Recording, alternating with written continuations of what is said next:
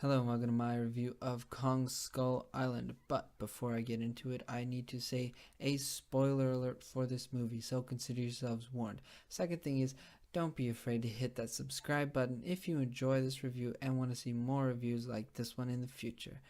Let's get into it. So, Kong Skull Island. Is it good? Yes. Yes, it's good and it's fun. It's called Kong Skull Island. Does it deliver on Kong? Yes, very much so. Very fun, very entertaining. Does it deliver on Skull Island? Yes, very much so. Very entertaining, in some parts frightening. This movie had a checklist that it needed to hit, and it hit every single one of those. Yeah, sure, your characters weren't as developed as in previous iterations of King Kong, but this one to me felt like we were more focused on Kong and Skull Island. Why do I need to say more? The premise of this movie is King Kong, but with a Godzilla twist, in that you have your main cast of human characters who are going to Skull Island to discover what is on that island, just like the other movies featuring King Kong. But in this one, Kong is huge. And he's not fighting T-Rexes, he's fighting skull crawlers. This movie takes quite a bit from the other King Kong movies. Brie Larson is...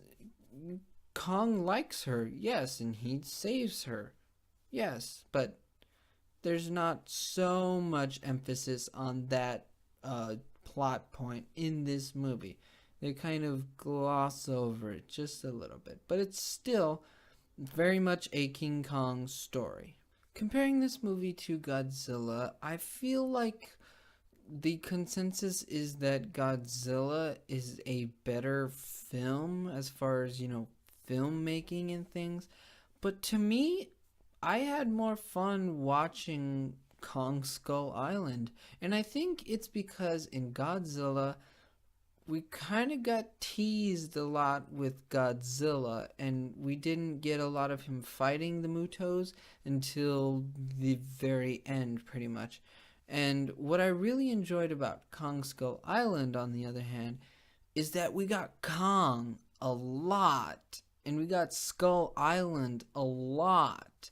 I feel like this movie was like, yeah, we figured out that y'all wanted some Godzilla, so in Kong Skull Island, we're going to give you Kong, and it delivers. I mean, Kong is awesome, and the animation on Kong is, like, great. It is beautiful, man. He looks like a big old ape that's real. The best performance to me is John C. Reilly in this movie. I was very pleasantly surprised by how good he was in this role. He was totally believable as an old pilot who had been shot down on this island and had been living here. I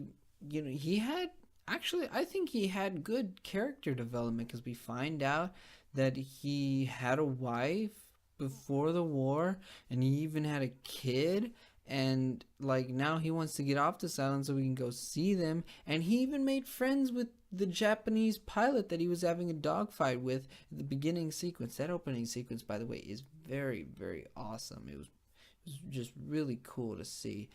But John C. Reilly in this movie, he was funny too, and he was funny while not being in a different movie. And what I mean is that it wasn't like John C. Reilly was he was the comic relief, but he was still so much more than that. He wasn't just the comic relief. He was kind of their guide. I mean, Tom Hiddleston was their tracker, but he was their guide, and he was like, no, you can't do this. The big old ants in the trees, you better watch yourself. Let's talk about some side characters now.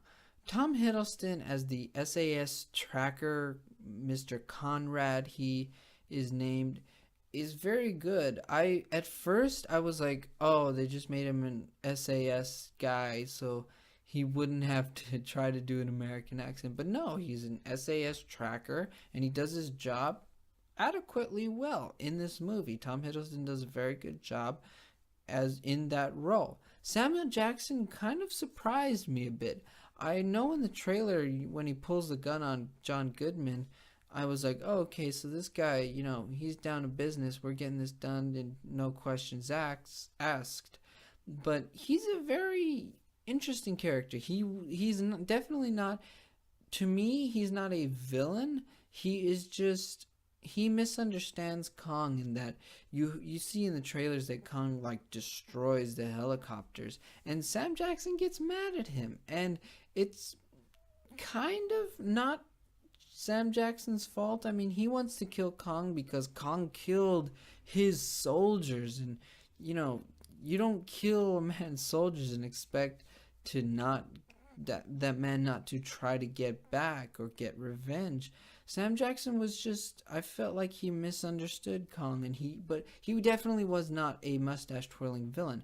Brie Larson as Mason Weaver, the photographer, she was good. I felt like they didn't give her a lot, but she was still good in it. I did like her interaction with Kong where she's like, touching his lip, I think, or his nose. I can't remember. I think it was his lip. I couldn't really tell because of the perspective of her little hand. Like, it showed her hand kind of big, and so like it was just kind of like touching a furry wall. And so I don't know whether it was his lip or his nose. Either way, Brie Larson does a good job in this movie. It's very adequate, but I just wish there was a little bit more, just a little bit more. But there's whatever. Doesn't it's my opinion only. John C. Reilly, I already talked about him, but John Goodman in this movie, he's pretty good, and I was like really surprised when he got eaten by the skull crawler, and that sequence where his camera is flashing inside the skull crawler is like really cool. It's really like this close to being terrifying, not quite, but pretty close. But John Goodman in this movie, I was like, oh, he's hiding something. And then when we find out what he's hiding, it's not like, I brought you all here to die because I hate you people. No, it was like he just didn't want to be crazy. He didn't want to be called crazy anymore, and he just wanted to prove that he wasn't nuts. And it was very good. Actually, like, all the characters in this movie are not dumb, just ignorant, just caricatures. They're actually characters. The music in this movie is pretty reminiscent of Godzilla in that to me it made me feel like, yeah, this dude is big when it was happening, and when the fights were happening, especially the last fight between him and like the big skull crawler.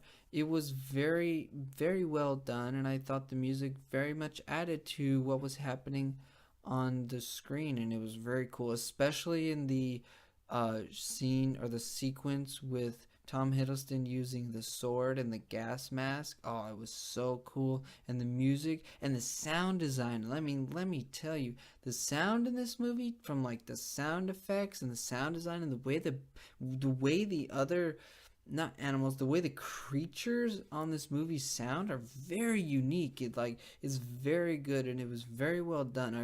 I was like, wow, these creatures sound awesome. They sound unique, and they're not just like they're not just generic. They sound like they belong here, and the sound design is just amazing in this movie. I will say that the one time that I actually felt sad for any of the characters that died in this movie was Toby Kebbell, man. The dude just dies in everything. Like, he's always either the bad guy or he dies, which is unfortunate because he's a good actor. And when I did not see him get killed at all, man. It was out of nowhere. As far I had no idea it was coming. Also, when Kong got burned by Sam Jackson, I was like, oh man, dude, that's gonna leave him. That's not bueno for Kong. Like, he could get seriously injured here. And then it was kind of weird because it was satisfying to the point. I mean, it was just absolutely satisfying when Kong just smashes him. Like, Kong wakes up from his little faint, and then he just sees Sam Jackson and he sees the skull crawler. He's like, I should probably fight that skull crawler, but I'm gonna smash you into like just smush. I'm just gonna smash you into like a juice before I go kill the Skullcrawler. And he's like, it was so awesome to see that. It was very satisfying to see that too. My verdict on this one is a definite watch. I mean, if you haven't already, please check this movie out. It is fun, it is awesome, and it totally sets up the Kong verse pretty awesome. I like that it didn't go like over the top with setting up the whole Kong versus Godzilla fight. It was just like, no, this is our standalone Kong movie.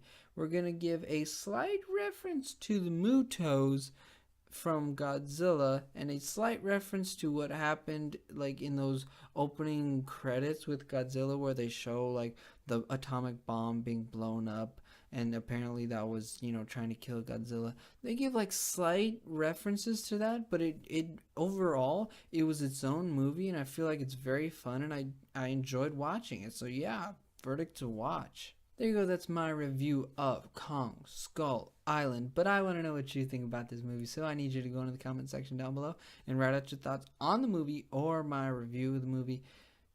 So yeah, do that in the comment section down below.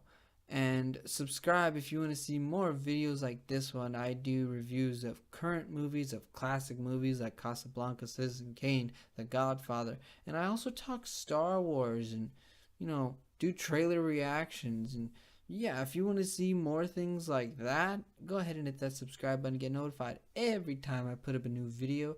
And thank you for watching this one.